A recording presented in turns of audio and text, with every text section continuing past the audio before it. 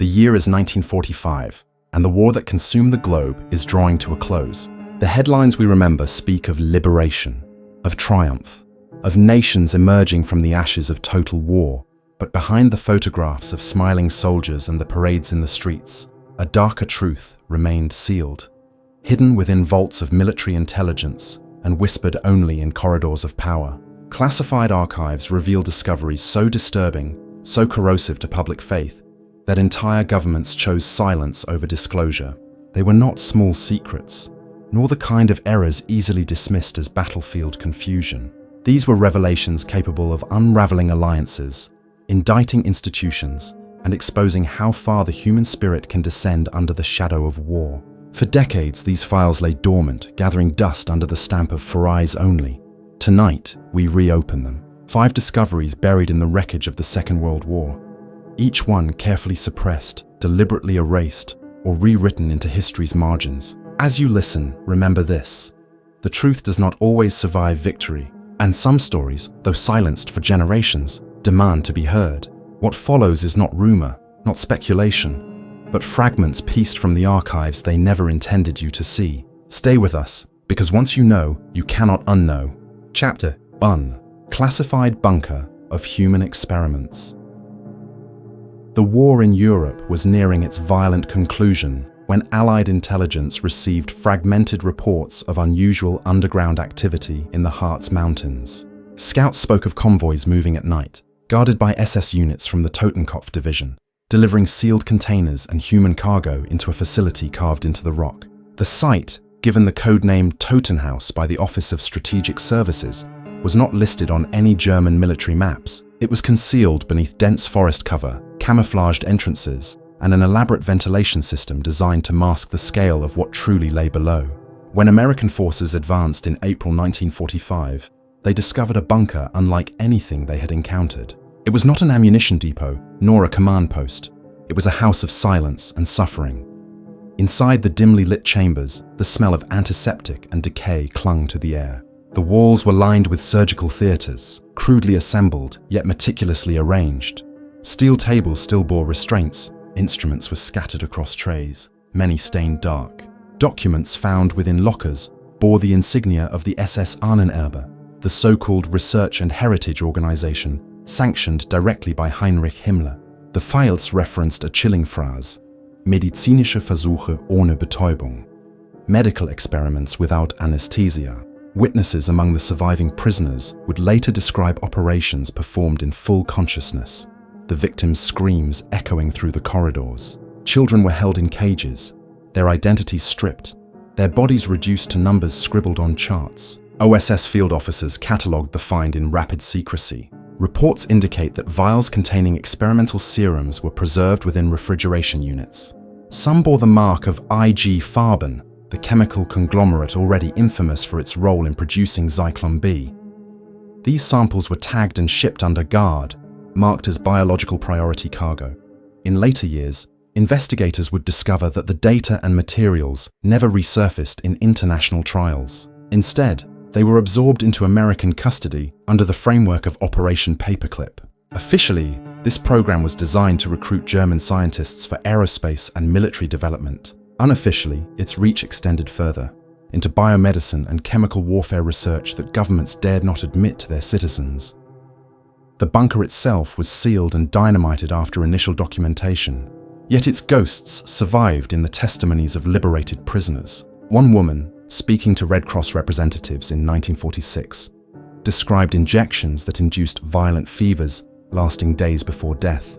Another recounted being submerged in freezing tanks, while SS doctors observed hypothermia's progress. These stories were deemed unreliable at Nuremberg, dismissed as emotionally charged recollections. The truth, however, was that the documentation confirming them had been classified at the highest levels. By denying the testimony, authorities could shield the operational data already transferred into Allied hands. Whispers within the archives suggest that Dr. Sigmund Rascher, notorious for his hypothermia experiments at Dachau, had connections to the Harz facility. References in Totenhaus files link to his correspondence with Himmler, though the documents vanish abruptly after April 1945. The lack of tribunal charges against identified medical staff from this facility raises a chilling question.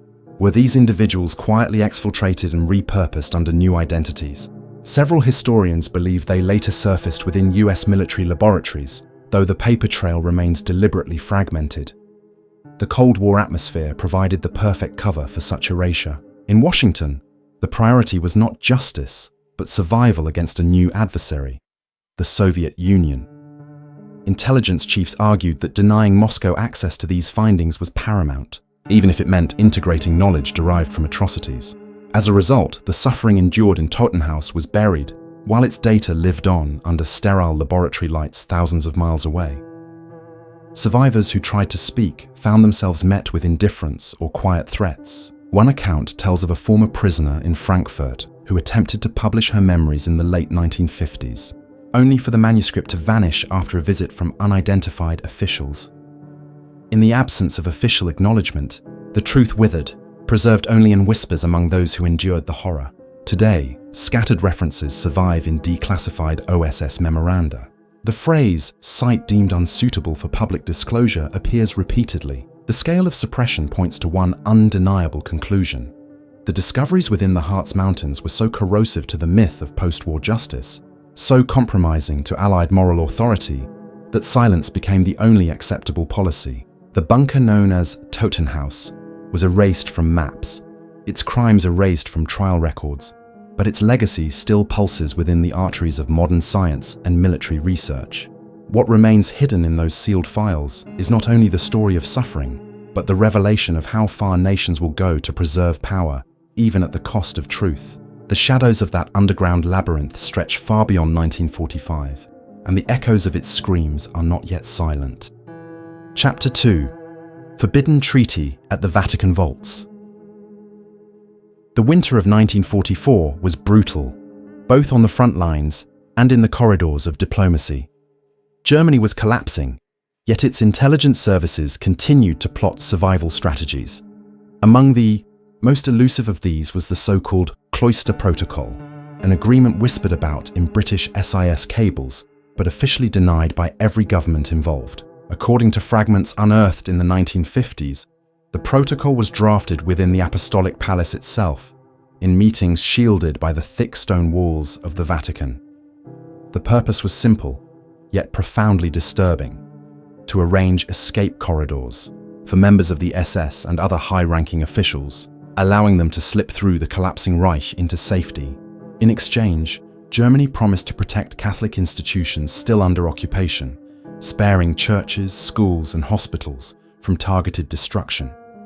At the center of this arrangement stood Bishop Alois Hudal, an Austrian cleric long known for his sympathy toward National Socialism. Hudal had written extensively on what he called the spiritual mission of the Führer, and as the Third Reich faltered, he became the conduit through which desperate envoys funneled their appeals. British intelligence records seized in Rome during a 1952 CIA operation describe at least one meeting between Hudal and senior Abwehr officers. Microfilm copies of letters hinted at Vatican stationery altered into travel passes. Documents that could transform fleeing officers into refugees under the protection of the International Red Cross. The corridors these papers created would later become infamous as the rat lines, stretching from Austria and Italy across the Atlantic to South America. What makes the Cloister Protocol so explosive is not merely the evidence of clerical involvement, but the decision to erase it from history. Washington classified the find as too destabilizing to reveal, fearing the consequences of public outrage. For the Vatican, silence was equally imperative. Acknowledgement would have meant admitting complicity in preserving war criminals, men who went on to reshape entire continents during the Cold War. Argentina, for example, became a haven for hundreds of SS officers, many arriving with documents stamped by church officials. The Allies themselves carried a measure of guilt. Declassified memoranda reveal that British SIS operatives were aware of the rat lines as early as 1946. Rather than expose them, SIS officers suggested selective tolerance, reasoning that many of these fleeing men could provide valuable intelligence against the Soviet Union. This pragmatic cynicism echoed in American corridors as well, where Operation Bloodstone recruited former Nazis for covert actions behind the Iron Curtain. Thus, the Vatican's silent partnership dovetailed neatly with Allied strategic interests, ensuring the truth remained buried. The missing files are perhaps the most damning evidence of deliberate suppression. Vatican archives contain curious gaps from 1944 to 1946, with certain registers marked restricted indefinitely. Requests by independent historians for access have been denied repeatedly, often under the explanation of protecting pastoral confidentiality. Yet testimonies from lower-level clerics, recorded discreetly in the 1970s, describe sealed envelopes carried by papal couriers into the Secretariat of State, bearing German seals and signatures. None of these documents have ever been released. For the men who benefited from this silence, the results were profound. Adolf Eichmann, the architect of the final solution, traveled along a rat line to Argentina under the alias Riccardo Clement. Klaus Barbie, the butcher of Lyon, fled through Italy with false papers and later worked with U.S. intelligence in Bolivia. These escapes were not accidental. They were facilitated by a system that reached into the heart of the Vatican.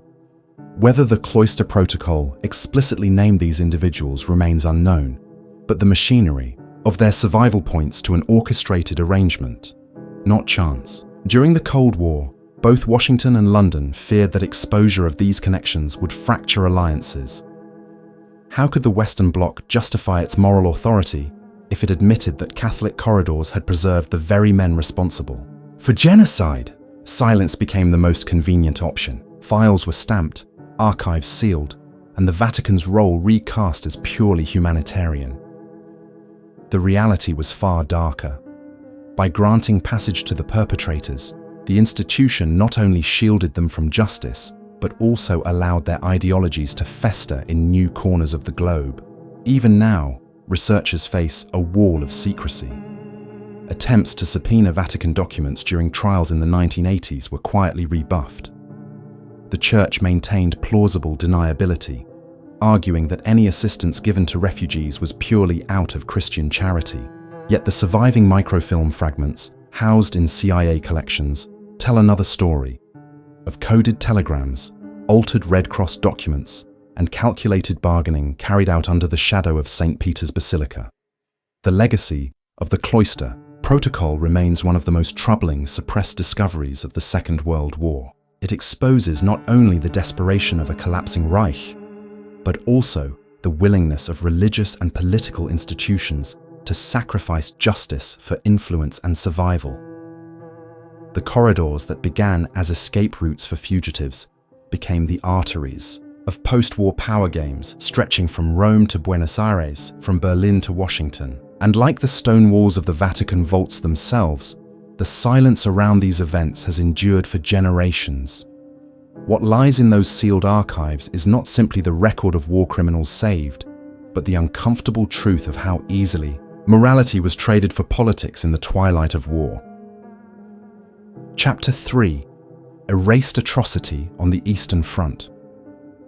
The Eastern Front was a graveyard of nations, a theatre of unimaginable violence where entire populations were uprooted, enslaved, and exterminated.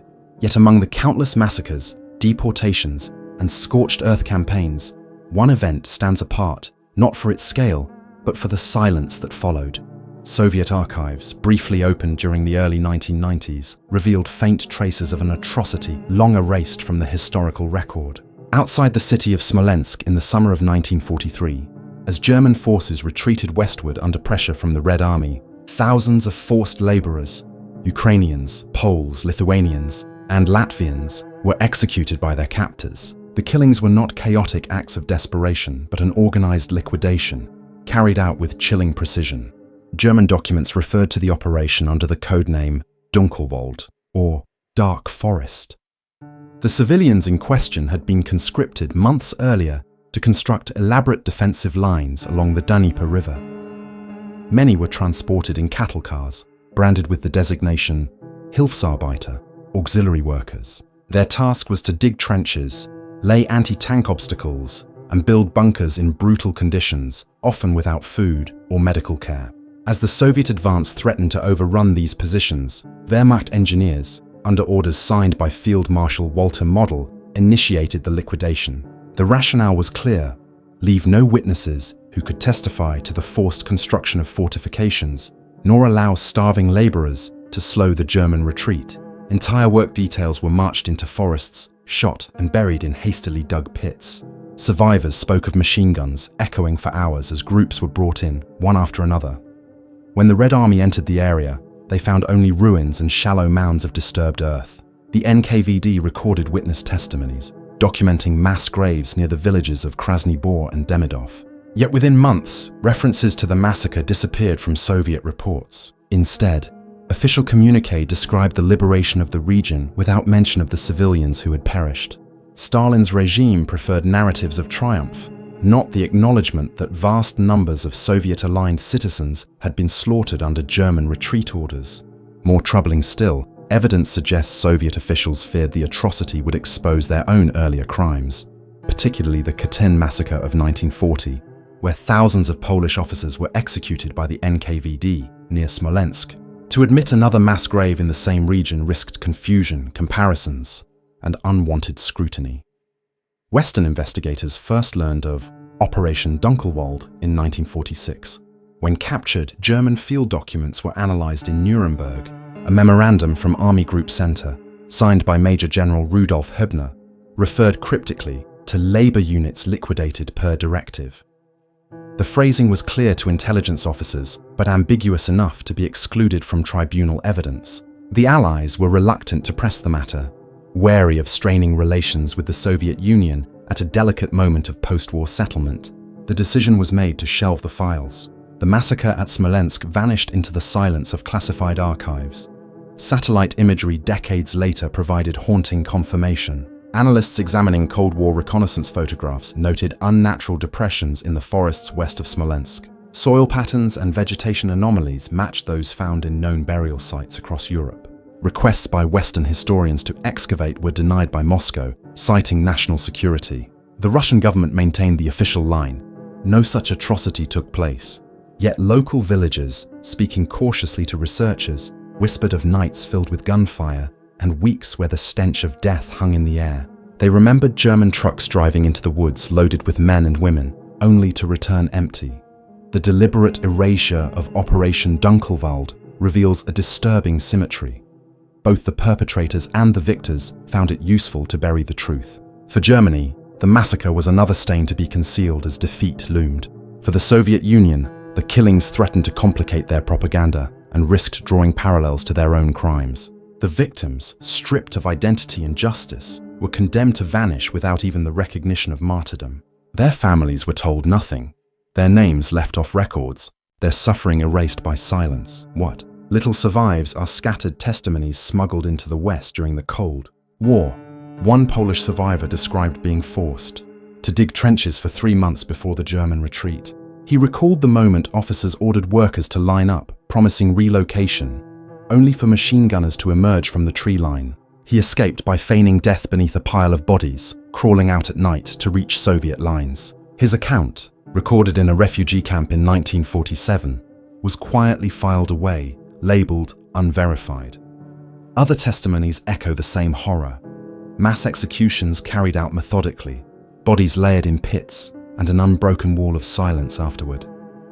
Today, the memory of Operation Dunkelwald remains fractured and contested. Russian officials continue to deny its existence, while Western governments maintain only fragments in declassified files. The atrocity is not taught in history books, nor is it commemorated with monuments. Instead, it lingers as a suppressed memory, preserved only in classified reports and the fading voices of those who survived.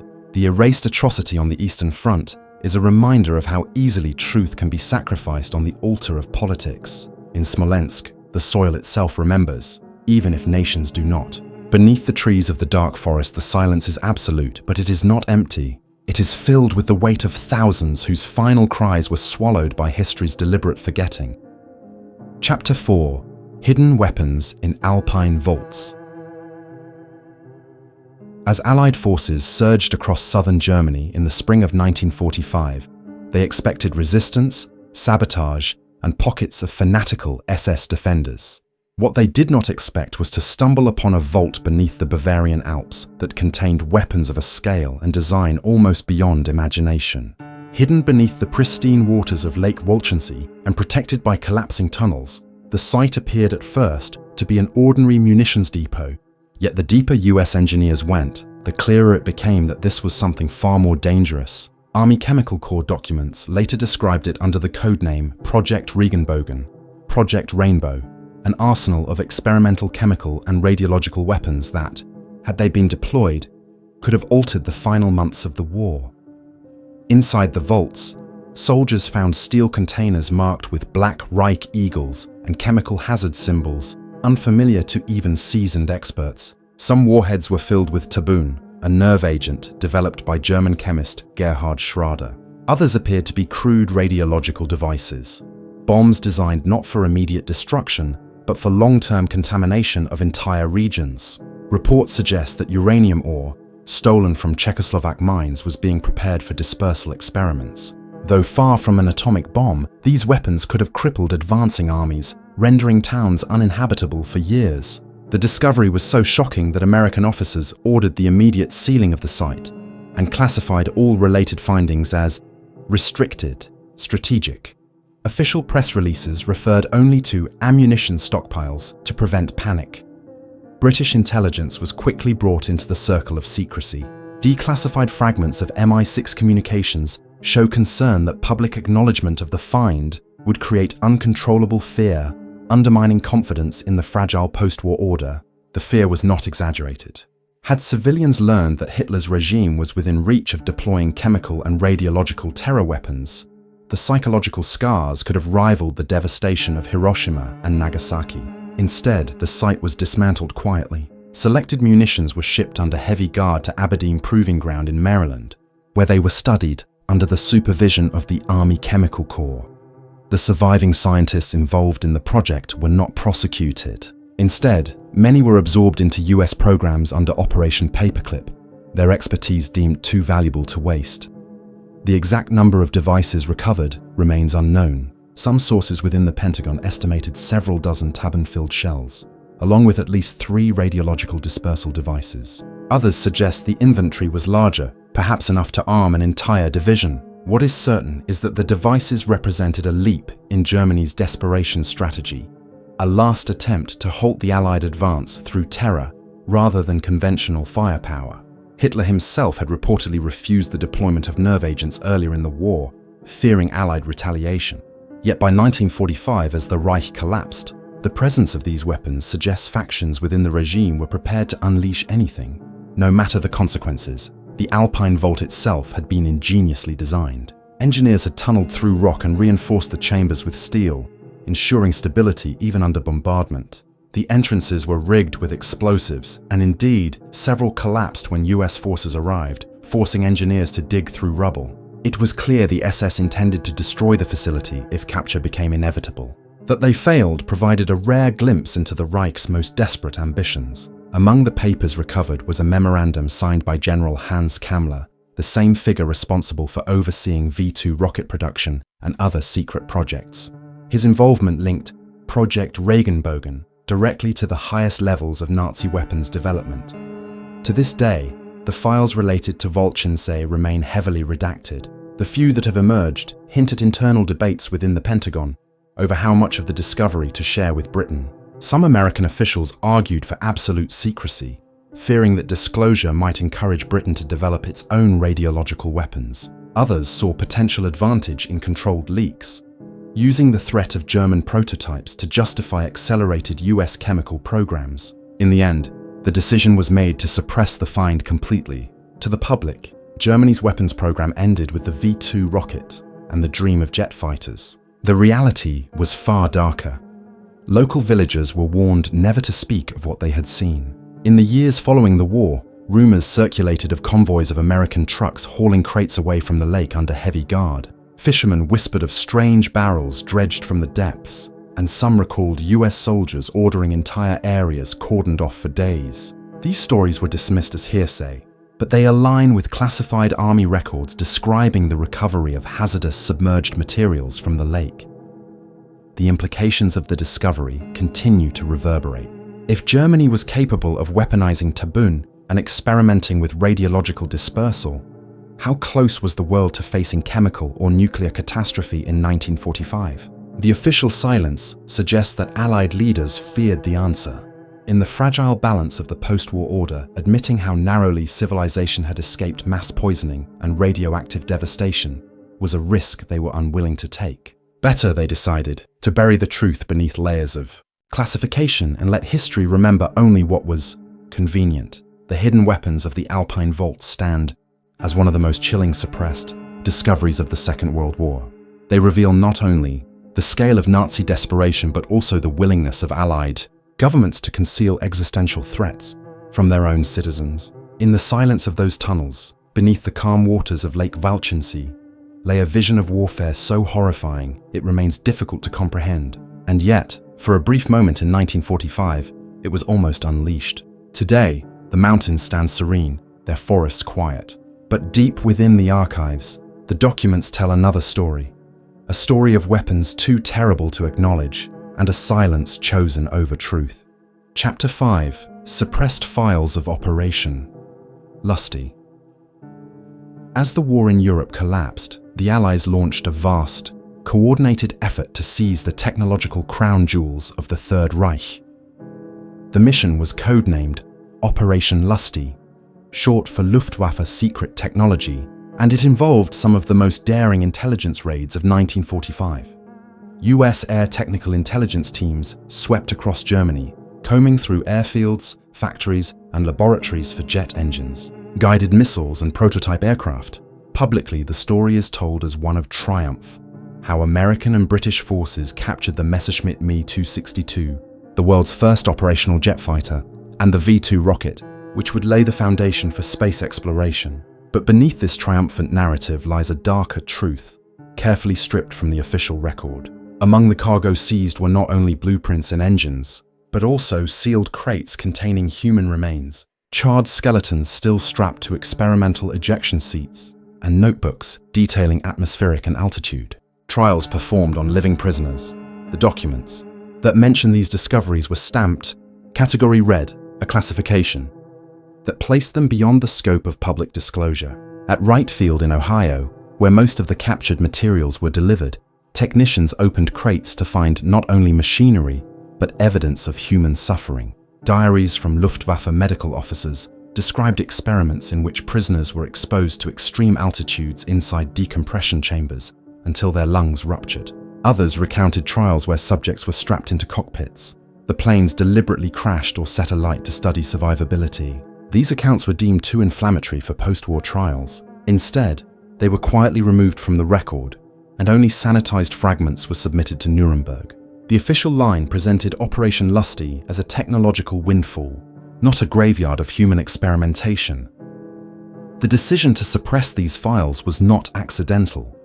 US Air Technical Intelligence Command, desperate to secure an advantage over the Soviet Union, viewed the data as invaluable. If Germany had pushed the limits of jet propulsion, guided missiles, and pressurized flight, then any human cost was to be ignored in pursuit of Cold War supremacy. Many of the scientists responsible were absorbed into Operation Paperclip. Some went on to design America's jet bombers and spacecraft. Their names were cleansed, their past erased, their crimes left buried in the vaults of classified archives. British intelligence was no less complicit. In 1946, MI6 signed the Blackpool Accord, a secret agreement with Washington, ensuring that neither side would disclose the extent of the discoveries, particularly the human remains. Together, they crafted a narrative of technological marvels while deliberately excising the human cost from history. The silence extended beyond the laboratories. Survivors of Luftwaffe medical trials attempted to give testimony in the late 1940s, but their words were dismissed as unverifiable. One Polish survivor described being placed in a freezing wind tunnel to test cockpit endurance in high-altitude conditions. Another recalled being tied inside an experimental jet fuselage during a controlled fire test. Their stories were deemed inconsistent with official records, precisely because the documents confirming them had been locked away. By labeling these accounts as unreliable, intelligence agencies protected the very scientists whose knowledge they were exploiting. At Wright Field, technicians whispered about crates marked with red paint, locked in restricted hangars guarded day and night. Internal memoranda from 1947 referenced biological cargo requiring incineration, though no official records of disposal exist. Some suggest that skeletal remains were quietly buried on US soil, their origins never acknowledged. Others argue that the most intact specimens were preserved for medical study, their existence erased from paperwork but not from cold storage. The chilling absence of documentation ensures that the truth may never be fully known. For decades, the myth of Operation Lusty endured unchallenged. School books and documentaries celebrated the capture of jet aircraft and rockets, framing it as a story of progress and ingenuity. Yet the suppressed files reveal a darker legacy: that technological leaps were purchased with human lives, and that governments chose to hide this fact rather than confront it. The ethical stain runs deep. Every advancement made possible by these experiments, pressurized cockpits, ejection seats, high-altitude survival protocols, carries with it the silent echo of those who perished in flames or suffocation. The secrecy surrounding Category Red files continues to frustrate researchers. Requests under the Freedom of Information Act yield heavily redacted pages, often with entire sections blacked out. References to human remains are erased, replaced by the vague term classified biological matter. British archives are no more forthcoming. The Blackpool Accord ensured that London's complicity would remain hidden alongside Washington's. Together, the two powers built a Cold War arsenal atop foundations soaked in secrecy. The suppressed files of Operation Lusty remind us that history is not only written by the victors but carefully edited by them. By erasing the evidence of human experimentation, the Allies preserved their moral image while benefiting from the very crimes they condemned. The crates at Wright Field, the diaries of Luftwaffe doctors, the remains of nameless prisoners, all were consigned to silence. What survives are fragments, whispers in declassified files, and the uneasy knowledge that progress was built on suffering. For those who dig into the archives, the truth remains clear. Operation Lusty was not merely about capturing machines. It was about capturing knowledge extracted through death and ensuring that the world would never know the price that was paid. The files we have reopened tonight are fragments, scattered glimpses of a world hidden beneath the official record. 5 discoveries, each one corrosive to the story we were told about victory in 1945. A bunker of human experiments buried in the Harz Mountains, a forbidden treaty drafted within Vatican vaults, a massacre on the Eastern Front erased from memory, hidden arsenals beneath Bavarian lakes that hinted at weapons too devastating to reveal, and the suppressed cargo of Operation Lusty, where crates of human remains were quietly exchanged for the promise of technological supremacy. Together, they form a pattern: silence chosen over truth, survival chosen over justice, and power preserved at the expense of memory. What else lies in archives still sealed, in vaults marked for eyes only, in corridors where history was rewritten to protect the living and bury the dead? We may never know the full scope, but each declassified fragment is a reminder that what we inherit as history is often only a carefully constructed facade. Behind it waits a darker record, one that whispers of complicity, erasure, and betrayal. If these 5 suppressed discoveries could vanish from public view for decades, how many more remain hidden, locked behind steel doors and stamped with the word classified? The story is not over, the silence is not complete, and the truth has a way of resurfacing no matter how deeply it is buried.